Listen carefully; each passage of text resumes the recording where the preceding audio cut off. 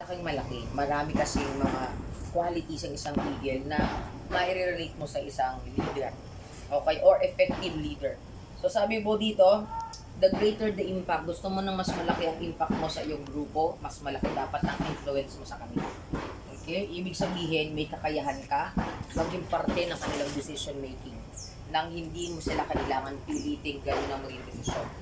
So, they are one with your leadership o ano man yung opinion mo, ano man yung mga plano mo, talaga sinusuportahan nila because you have influence over them.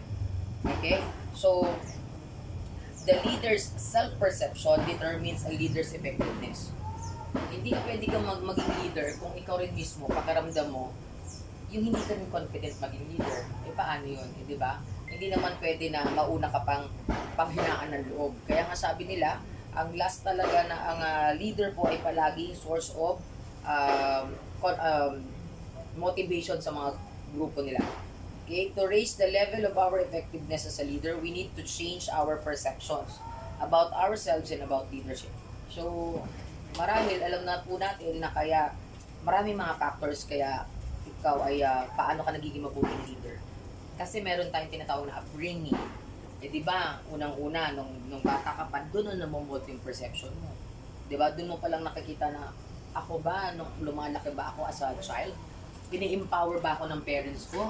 O lagi nilang iniisip na, wag mo nang gawin yan, ako, makakasira ka na naman. Masisira mo lang yan. Parang lagi ba nilang ikaw binibigyan ng, paano ka ba lumaki? Baka lumaki kasi na marami kang limiting beliefs sa sarili mo. It will eventually impact yung leadership mo kapag ikaw ay matanda na. Okay, so maraming factors yan. So, sabi dito, pag-uusapan po natin sa page 2, makita nyo guys, screenshot talaga ito.